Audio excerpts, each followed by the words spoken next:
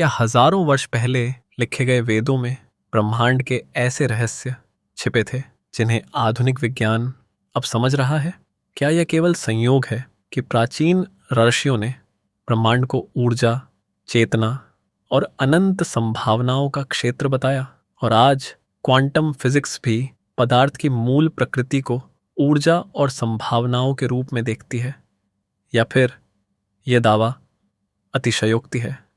आज हम तथ्यों के आधार पर जांच करेंगे कि वेदों और क्वांटम फिजिक्स के बीच वास्तव में क्या समानताएं हैं और कहां लोग बढ़ा चढ़ाकर दावे करते हैं।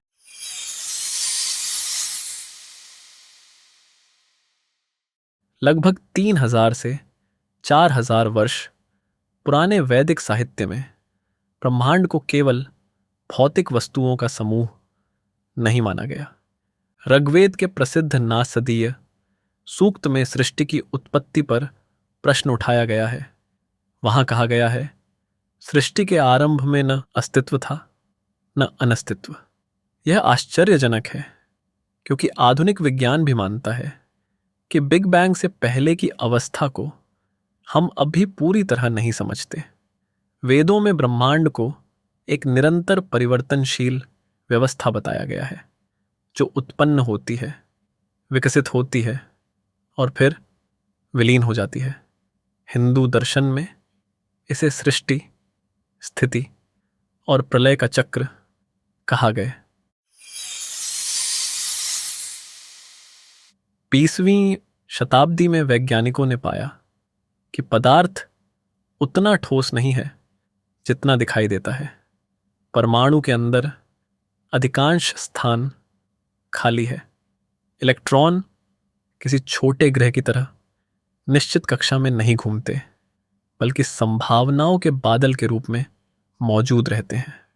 क्वांटम फिजिक्स ने बताया कि सूक्ष्म स्तर पर वास्तविकता हमारी सामान्य समझ से बिल्कुल अलग है। यहाँ कण कभी तरंग की तरह व्यवहार करते हैं और कभी कण की तरह। किसी वस्तु की स्थिति निश्चित नहीं होती, बल्कि संभावनाओं के रूप में मौजूद रहती।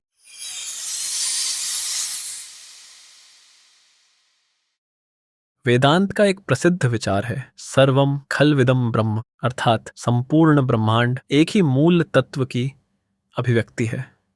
दूसरी ओर आधुनिक भौतिकी बताती है कि पदार्थ और ऊर्जा मूल रूप से एक ही वास्तविकता के अलग अलग रूप हैं। आइंस्टीन का प्रसिद्ध सिद्धांत E बराबर mc की घात 2 दिखाता है कि पदार्थ को ऊर्जा में और ऊर्जा को पदार्थ में परिवर्तित किया जा सकता है।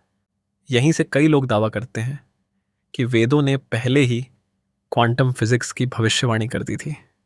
लेकिन क्या यह दावा पूरी तरह सही है? उत्तर है नहीं। अक्सर सोशल मीडिया पर कहा जाता है कि क्वांटम फिजिक्स ने वेदों को सिद्ध कर दिया है, लेकिन वास्तविकता अधिक जटिल है।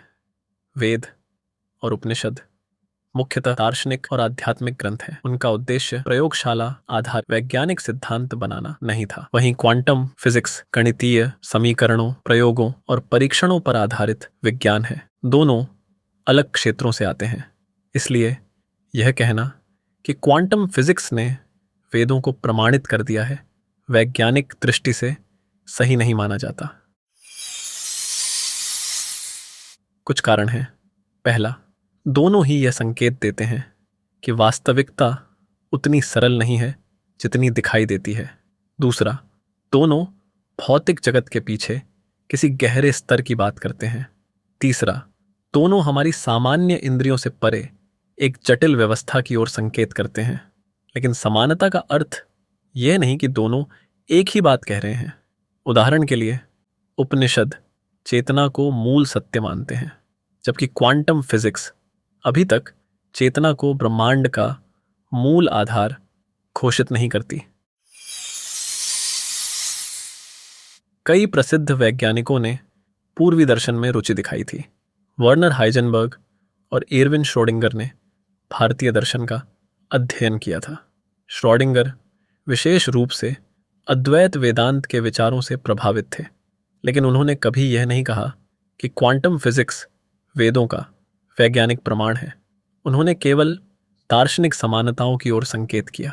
यही अंतर समझना बहुत महत्वपूर्ण है।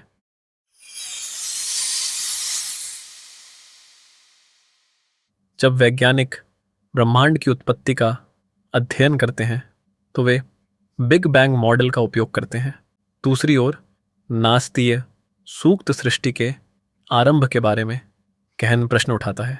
सबसे रोचक बात यह है कि सूक्त के अंत में स्वयं यह प्रश्न पूछा गया है, शायद सृष्टि का रहस्य स्वयं देवताओं को भी न पता हो।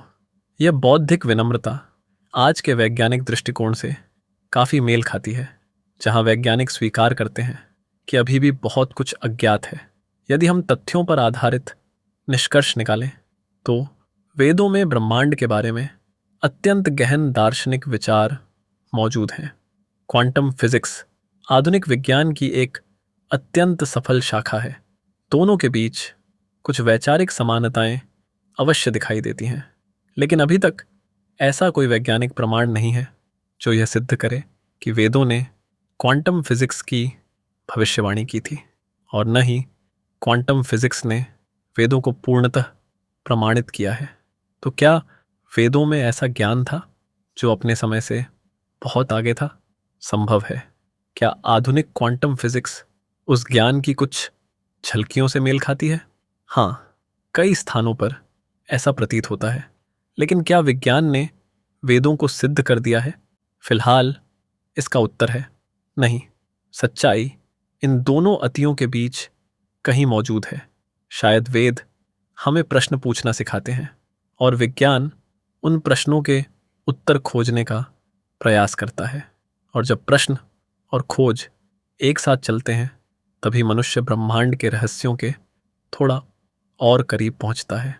क्या आपको लगता है कि वेदों और क्वांटम फिजिक्स के बीच की समानताएं केवल संयोग हैं, या इनमें कोई गहरा संबंध छिपा है?